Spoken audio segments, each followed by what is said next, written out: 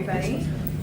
My name is Martha Morriso, and I have been co-chair of the Predatory Lending Reform Coalition for 14 years here in Rhode Island. I just want to recognize Senator Cruzado here and Representative Alzate, who will be speaking with us in a little bit, and Treasurer Diosa is on his way. So we have been waiting 14 years to pass this good legislation.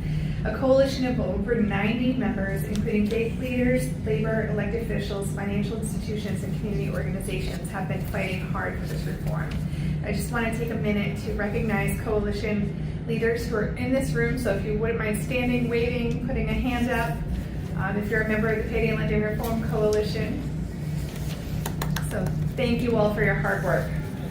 We have been working on reform in 3 different ways: legislatively, through community education, and with alternative products. These loans are very predatory. Besides the 260% APR that they charge, 80% of borrowers take out 10 or more loans per year because they were stuck in a debt spiral because of these loans. And Representative Jones just joined us. Thank you for coming. This bill does not ban payday loans. It just means that they would have a special carve-out that they received in 2001 taken away from them, and they would have to play by the rules of all the other small lenders in Rhode Island. We've had some wins over the past couple of years. Right now, 3 cities in Rhode Island have now regulated payday lending. Woonsocket, and I want to give a shout out to Councilman Garrett Manseri. Thank you for passing that legislation in Woonsocket. Cranston has also passed similar legislation in the city of Providence. Additionally, Check and Go, which is the other large payday lender in Rhode Island, has closed all of their stores, leaving only 9 Advance America stores in the state. We definitely think that this is a win. Senator Rhode has introduced the Predatory Lending Elimination Act of 2023, and there are nationally over 170 organizations that are allies in making that reform. So we have had some wins, and we're going to celebrate them, and we're going to keep pushing harder until we fix this in our state of Rhode Island. So now I'm going to introduce you to some of our local allies and people who are fighting hard for this reform here. First up is Representative Karen Alzate. Let's give her a little show. Karen is a strong leader who was able to pass legislation for the first time in the House in 2023 with a 70-3 vote. A historic vote for the House. And she had tripartisan support. She got Democrats, Republicans, and an independent to support the legislation. And she's pushing hard again this year, and we so appreciate you. Leaders of all 3 parties, I just want to make that clear. So I want to thank you all for being here and for your support to make sure that we end this predatory practice that affects not only our most vulnerable, but all of Rhode Islanders. Payday lending may seem like a quick solution to financial woes, but in reality, it perpetrates a cycle of debt and despair that traps vulnerable individuals in a never-ending struggle to make ends meet. At its core, payday lending preys on those who are already struggling financially, most commonly as our senior citizens and those in low-income communities, offering them short-term loans with exorbitant interest rates and fees. These loans often come with deceptive terms and conditions that nobody reads, trapping borrowers in a cycle of debt that can be nearly impossible to escape. Instead of providing a lifeline, payday lenders exploit the financial desperation of their customers, pushing them deeper into financial instability. But the consequences of payday lending extend far beyond the individual level. They ripple through communities, contributing to economic inequality and perpetuating poverty. When individuals are forced to devote large portions of their income to repaying payday loans, they have less money to spend on essential goods and services, hindering our local economies and exacerbating social disparities. This is what I call the merry-go-round. It is time for us to recognize that in the insidious nature of payday lending and take decisive action to eradicate it. We must cap interest rates to ensure that they are fair, reasonable, and provide viable alternatives for those in need of short-term financial assistance. If it was good enough to get rid at the federal level for Native Americans or military families, it is good enough for everybody else. So a huge shout out to Senator Reid for putting this into federal legislation. Right now, the one question I continue to get about this from everybody is, so if we get rid of payday lending, what's going to happen to people who are quote unquote unbankable? So what I tell them is that everybody is bankable. It might not look the same way for everybody, but everybody is bankable. And so right now you can go to our local credit unions or the Capital Good Fund, who are huge supporters of this, and apply for a small loan that is equivalent to a payday lender loan. And so what does that mean? It has a low interest rate compared to payday lending, so they stay within the federal guidelines of that. And they also provide financial literacy to many people to allow them to open up checking accounts and bank accounts and allow them to build their credit. And so these financial institutions understand the importance of helping those who need a solution right now, and they have the resources to help, whereas payday lending, that is not what they're interested in. We must prioritize financial literacy, empowerment initiatives to equip individuals with the knowledge and resources they need to make informed financial decisions by fostering a culture of financial responsibility and resilience. We can empower individuals to break free from the cycle of payday lending. I want to just shout out the treasurer, as April was Financial Literacy Month in his office, did an amazing job, as well as in this legislature, we've passed legislation to teach financial literacy. We know the importance of this. So thank you so much to the Treasurer for your support on this, and also for your support on continuing the financial literacy. The importance of getting rid of payday lending cannot be overstated. It is a moral imperative and a social justice issue and an economic necessity, also a health issue. Together, let's stand united in our commitment to combating predatory lending and creating a fair, more equitable financial system for all. I want to also just give a huge shout out to my counterpart in the Senate for pushing this a lot longer. I am super excited to be doing this with you, and I know that the two of us together are going to be able to make sure that our communities, but our state, is also going to be able to be a leader in this. So thank you so much to you for continuing this fight, and thank you all for being here and for your support.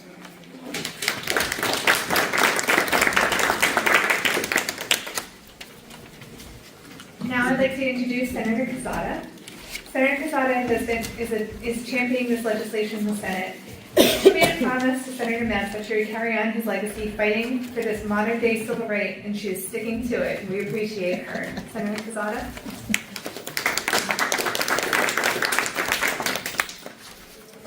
Thank you. Thank you so much. And I really want to say thank you to each one of you for being here this afternoon.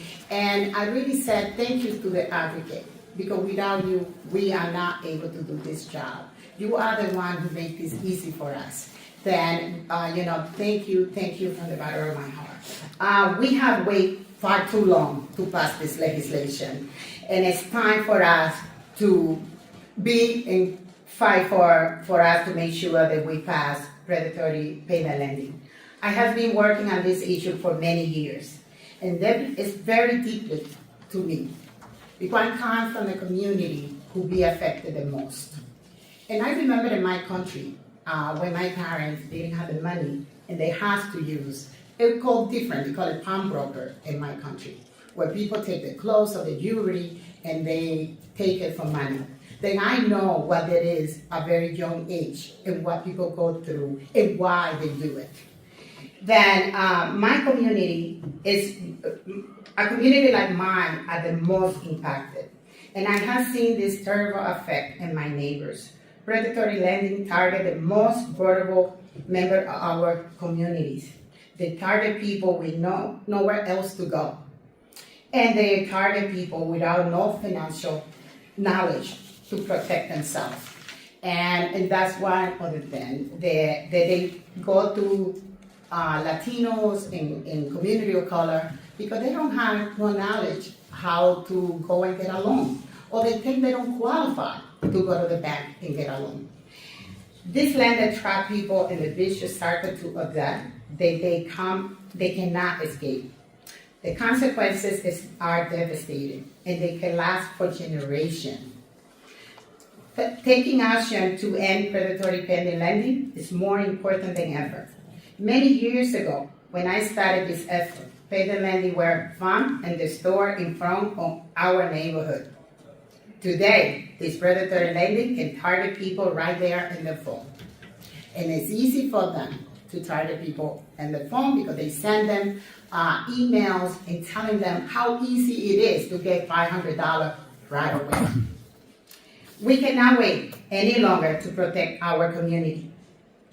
I want to thank and recognize Representative Carter Alzate. Thank you for your hard work and for passing this legislation in the House last year.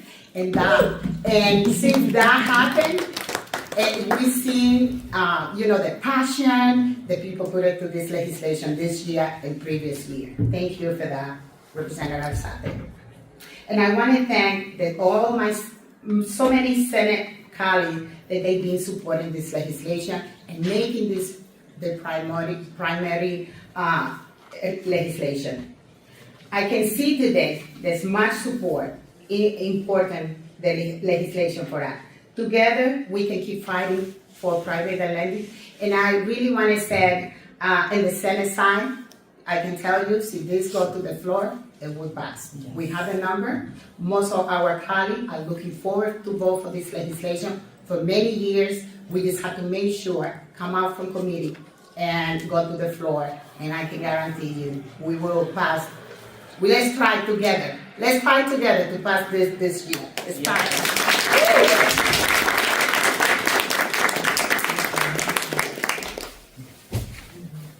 Just like to recognize Representative Clay. Thank you so much for joining us. So next I get to introduce my friend, Treasurer James Fiosa. He's been a member of the Payday Lending Reform Coalition for over 10 years. I had to go back in my records and check that out. He understands that payday lending is a drain in our state's economy, and it's sucking millions of dollars from low-income communities of color and sending money to offshore banks. He is committed to improving financial literacy in the state, which will help people understand that 260% APR is harmful and unacceptable. Thank you, Treasurer Fiosa. Wow, 10 years, huh? It's quite a long time, but a good afternoon, and I'm proud to stand with many champions for consumer protection, especially as we tackle predatory lending, which negatively impacts so many lives in Rhode Island. While payday lending loans appear to be a quick and simple way to offset short-term expenses, borrowers often become trapped in a cycle of indebtedness driven by fees and excessive interest rates. Faced with unaffordable payments, most borrowers then take out yet another payday loan to service existing debts. Once caught in this self-perpetuating cycle of dependency, it is difficult to break. When I was the mayor of Central Falls and when I signed up to this coalition, I witnessed how many of my own neighbors turned to payday lenders. And they all worked hard, saved up, but it took one bad episode, that would allow them to just shift their whole attention to something that's very easy to attain, but easily to be trapped in paying these fees and interest rates. And saddled with unconscionable interest payments and fees, families living on economic margins are left with few options, and either default on their loan, return to their borrowers for a second or third loan, or left without financial means to cover basic living expenses. Now, as treasurer, I am committed to doing all I can on financial education and empower Islanders from Woonsocket to Westerly, and that means protecting them from unfair practices, that is payday lending. Over 2 decades ago, the General Assembly amended the state law to allow payday lending practices, and through prevailing laws somewhat restrains these lending practices. Payday lenders are permitted to charge an astonishing 260% annual percentage rate before fees. By comparison, every other New England state either caps payday lending at 36% APR or prohibits the practice entirely. This terrible practice has been permitted in our state for far too long. Payday lenders don't make their high profits on ordinary small dollar loans. The big bucks come from trapping a portion of the borrowers in a cycle of debt that crushes families, and as said earlier, sucks money out of communities that can least afford it. Thankfully, we have incredible leaders in this room that will work hard to get this bill passed across the finish line, and I want to thank the sponsors who are both huge champions in both the Senate and the House, and I have all the faith that this year is the year that we will pass this reform. Thank you very much.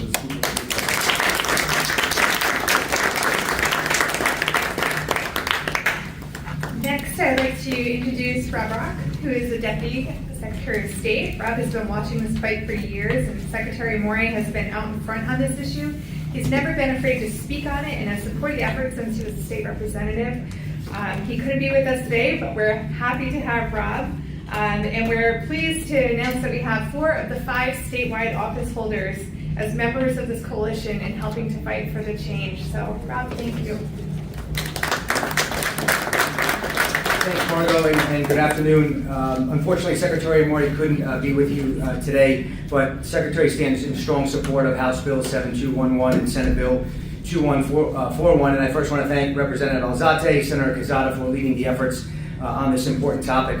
There is no doubt that payday lending affects Rhode Island's business community. One of our main jobs at the Secretary of State's office is to oversee the business registry, in which over 102,000 entities are part of, and our office oversees that. We also work on a daily and weekly basis with folks who are trying to start businesses that come into our office asking the forms they need to fill out, the cost that it takes to start a business. And we see that it's really difficult for folks who are in this cycle of debt related to payday lending and also to try to start a business. Likewise, businesses that are already instituted who are trying to pay their overhead and for their resources and to stay afloat and to pay taxation in our office and to stay in good standing, we see how difficult it is.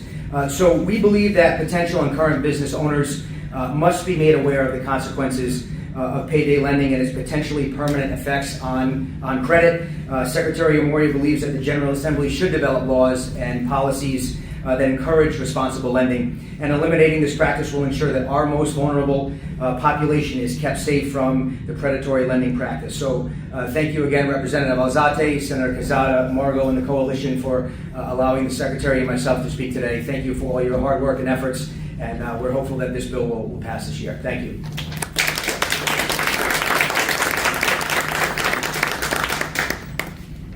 Next, I'd like to introduce Pat Crowley from the AFL-CIO. Labor unions have been a part of the coalition from the very beginning.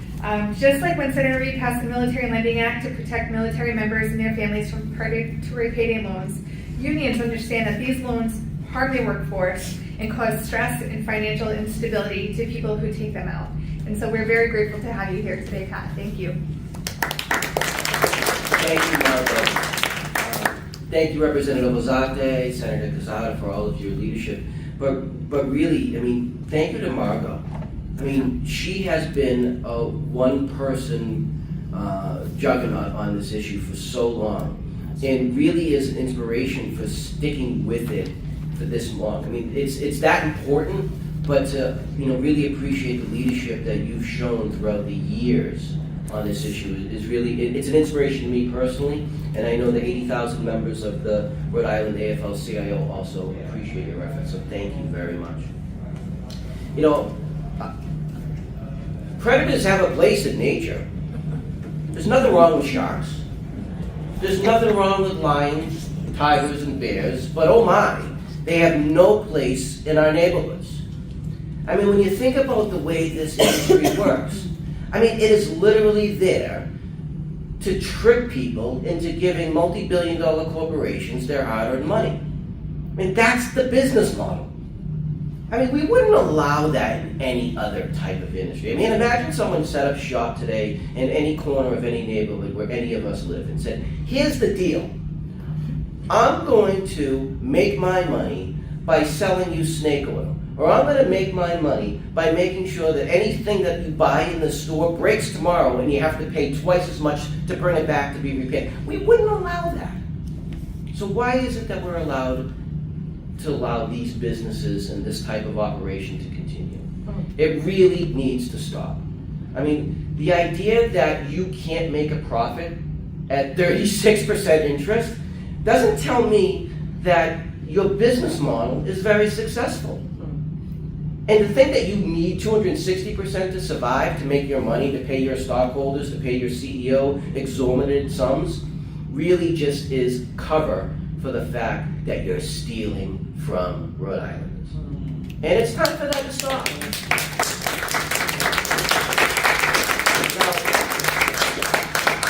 The governor has set a goal of raising wages for every Rhode Islander by the year 2030. It's a laudable goal. It's an important step forward. But it's not just about raising people's wages and salaries. It's about taking away the barriers to getting to that goal. And payday lending and predatory loan practices are a barrier to everyday working class Rhode Islanders to making sure that our salaries increase. It's that simple. It's not that hard. Now, we passed this last year overwhelmingly in the House. This year, we need to pass it overwhelmingly in the Senate, and let's make sure that we do everything in our power to get this bill onto the governor's desk so it gets signed into law, and we make the step forward that Rhode Island needs. Thank you very much.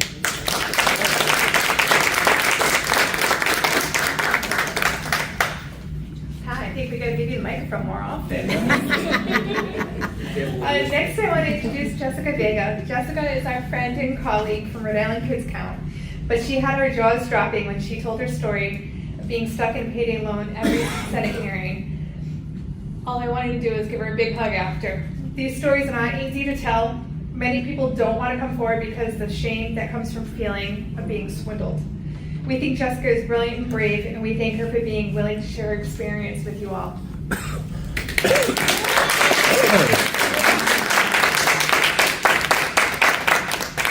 Good afternoon, everyone. I want to first start off and thank Senator Quesada and Representative Vicente, muchísimas gracias, for trying to protect our community, which is really important. And of course, the Rhode Island Coalition for Payday Reform.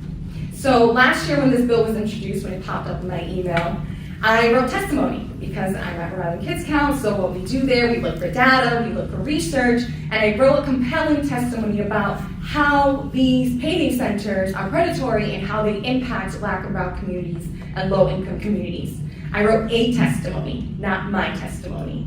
And I felt really guilty about that because here I am as an advocate, as you all are, and we're asking our families to come and share some of the most difficult situations they've ever found themselves in. And me with a literal microphone in front of me, I was silent. So this year, when it popped up again in my email, I started to write my testimony. I did more research. I was trying to find new data of how these loans are impacting our community. And right before the hearing, I text Paige, my incredible boss, executive director, and I said, hey, I'm going to speak on my personal testimony. And she said, okay. So here it is. My name is Jessica Vega. I'm a senior policy analyst at Rhode Island Kids Count. I'm a former city council president in Central Falls. I'm an advocate, and I was also someone who got stuck in the payday lending cycle. I graduated college I graduated college in 2010, and it was really important for me. I was, and still am, the first person in my family to graduate college. I got a job, I felt independent, so I got an apartment. I needed a car because I needed to get to work. I needed to pay my cell phone bill. I needed to pay rent, and the car came with a car note. And 6 months later, I started to get student loans, I needed to repay my student loans. So I was drowning. And payday centers started, or I thought were a good idea. I was like, hey, I can get quick cash, $400? Sure, 21, 22-year-olds, you're gonna give me $400 and not ask me too many questions? So I did that. And 2 weeks later, I had to pay. And I had to ask for an extension because I couldn't. The same financial situation I found myself when I went into that center was the same financial situation I found myself 2 weeks later. So I asked for an extension. 2 weeks later, I couldn't pay. So I went to a different payday lender to be able to pay the first one. And I got stuck in that cycle. I found myself having to negotiate with Nellie Mae at the time, the student loan center, give me another week. I found myself talking to Sprint, my cell phone carrier, like, hey, don't disconnect my phone, just give me another day. I couldn't take it anymore. So I ended up moving back into my mom's apartment. She had to convert her dining room table into the living room space and converted her living room space into my bedroom. I had to work multiple jobs. I was working a full-time job, but I took out 2 more jobs just to get out that cycle. But I'm really lucky because although my family wasn't able to financially support me, they were there to be a supportive people. They were there to support me. But that's not everyone's story. I can't imagine being a single parent. I can't imagine being an elderly person who can't find a job. And I can't imagine being someone who didn't have a family to fall back on. So that's why I'm here, talking about what happened to me, sharing my story. If it makes an impact, that's what we want, because we know stories are powerful. They're the ones who are able to change hearts and minds. And I felt like I owe it to the families that I fight for every day to make sure that I fight for myself and internally fight for them. So thank you so much for allowing me to share my story.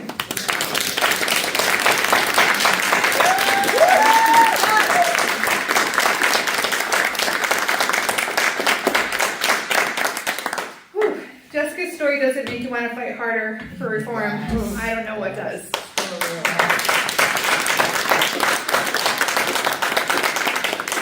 Jessica's story is just one of so many that I've heard over the years. A couple months ago, one of the projects that I want to work on this year was gathering the stories, because we keep hearing from legislators that they want to hear the stories of people who are actually impacted. So I put a social experiment out. I put a question on my Facebook page and said, anybody have any payday loan stories that they're willing to share with me? And on the table over there, you'll see one of the documents. My email, my cell phone, my messenger inbox was overwhelmed with people telling me stories of what they went through. I could only fit so many on one piece of paper, but the stories were just horrendous. And, people told me that their marriage almost fell apart because of the financial stress of the payday loans, that they lost everything that they had, that they didn't know how to get out of it. And I did not hear one single good experience from anybody. Every single experience that people had was completely negative and really just took the financial stability out from underneath them. So after 14 long years and thousands more people in Rhode Island losing their financial well-being along with thousands of dollars, it is time to pass payday lending reform this year. That's right.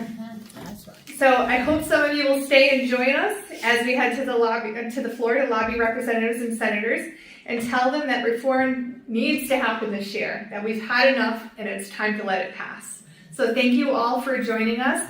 Feel free to stay, and if you have questions for us, we're happy to talk. Please spread the word. We have handouts that you can take with you, and hope to see you on the House and Senate floors.